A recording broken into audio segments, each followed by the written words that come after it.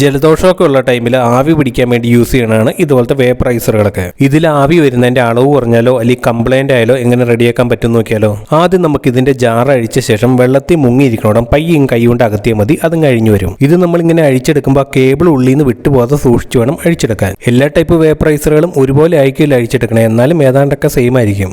ഇതുപോലത്തെ വേപ്പറൈസറുകൾക്കൊക്കെ പലതരത്തിലുള്ള കംപ്ലൈന്റുകൾ വരാം. ഒന്ന് ഇതിന്റെ കേബിൾ ഡാമേജ് ആയാൽ ഇങ്ങനെ വരും. പിന്നെ ഇതിന്റെ കേബിൾ കണക്ട് ചെയ്തെടുക്കണോടത്ത് കറക്റ്റ് കോൺടാക്ട് ഒന്നും അല്ലെങ്കിലും ഇതുപോലെ വർക്ക് ചെയ്യാതെ വരും. ഈ വേപ്പറൈസറിന്റെ ഇതൊക്കെ ചെക്ക് ചെയ്തപ്പോൾ ഓക്കെ ആയിരുന്നു. അപ്പം മിക്കവാറും ഇതിന്റെ ഹീറ്റിംഗ് എലമെന്റിന് തുരുമ്പ് പിടിച്ചാലും ചാൻസ് കൂടുതൽ.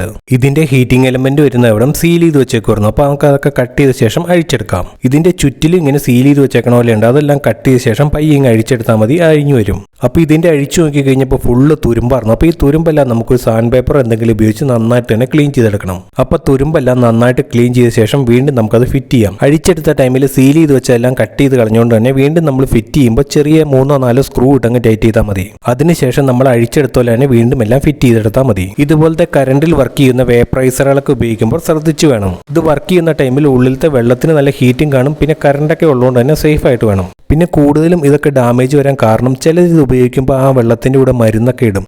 ഉപയോഗശേഷം ആ വെള്ളം കളയാതെ അതുപോലെ തന്നെ വെക്കും. അപ്പോഴാണ് തുരുമ്പൊക്കെ എടുക്കാൻ ചാൻസ് കൂടുതൽ. അപ്പോൾ ഇത് റെഡിയാക്കി അടിപൊളിയായിട്ട് തന്നെ വർക്ക് ചെയ്യുന്നുണ്ട്. വീഡിയോ ഇഷ്ടമായി കഴിഞ്ഞാൽ ചാനൽ സബ്സ്ക്രൈബ് ചെയ്യണേ.